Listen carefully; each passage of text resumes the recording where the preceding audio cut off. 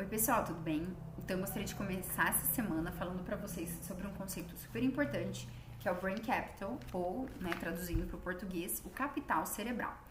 Então, os dados que eu vou trazer para vocês, as informações e os conceitos eu tirei desse artigo aqui, que foi publicado em 2021 na revista Molecular Psychiatry, que é a psiquiatria molecular, e vem falando então do capital cerebral. O que seria isso? Com a pandemia do Covid-19, nós tivemos assim, uma evidência muito forte da importância do cérebro, tanto no impacto que as pessoas tiveram na sua saúde mental com a pandemia, tanto pela própria infecção do Covid, quanto por estar em isolamento, perder emprego, todas as consequências, pela perda de familiares, enfim. As pessoas passaram a dar uma importância muito grande para a saúde mental, que antes da pandemia não tinha, e também que as habilidades cerebrais, como pensamento criativo, inovação, autocontrole, pensamento sistêmico, altruísmo, compaixão, várias habilidades cerebrais, elas foram extremamente necessárias para que a população mesmo, as pessoas se reinventassem economicamente, no âmbito da saúde, desenvolvimento de tratamentos, vacinas, tudo muito rápido. E o que se destacou foi exatamente isso, A nossa economia, então, ela é hoje cerebral, porque as habilidades mecânicas estão perdendo muito a sua importância como força de produção de algo, e as habilidades cerebrais estão se destacando muito mais. Então, há uma preocupação, uma necessidade, tanto na ciência como nas economias, de se investir no capital cerebral. Então, vamos relembrar, O que houve com a nossa civilização? Um aumento importante de automação, uma aceitação rápida de tecnologias remotas e digitais, uma reestruturação mesmo das demandas, com uma necessidade de reinvenção econômica, porque com a pandemia observou-se que as economias elas eram interdependentes e que não havia até então nenhum mecanismo para prevenir que um fator tão global como uma pandemia poderia paralisar economias inteiras, causar um colapso econômico.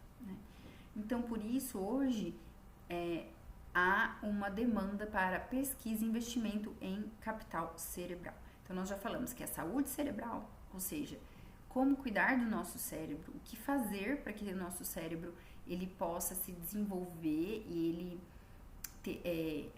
manifestar toda a capacidade que ele tem, e também as habilidades cerebrais. Então, aqui eu vou listar algumas para vocês. Autocontrole, que eu já falei que isso...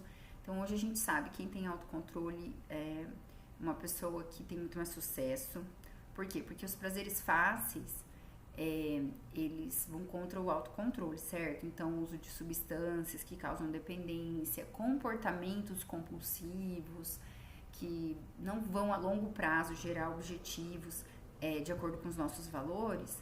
Pessoas que têm baixo autocontrole, elas são vítimas fáceis, A inteligência emocional, que entra a empatia, o diálogo, como falar, quando falar, o que eu sinto, falar de emoções, a criatividade, a compaixão. Então, vocês estão vendo que são aspectos extremamente humanos, que não tem como uma máquina substituir, O altruísmo, o pensamento em sistemas, o que é isso, É um pensamento sistêmico, assim, é você enxergar o todo, sair de uma visão mecanicista que vê só as partes e ver como que vários sistemas se comunicam. Isso, o cérebro humano tem essa capacidade.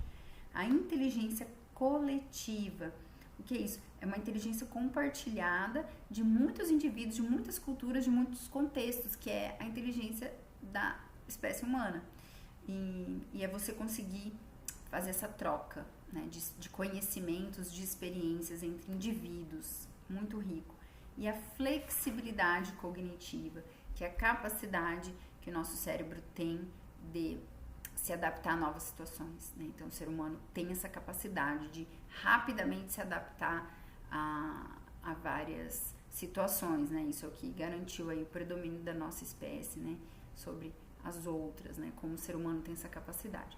Então, juntando todas essas habilidades, mais a saúde cerebral, nós temos aí o conceito de capital cerebral.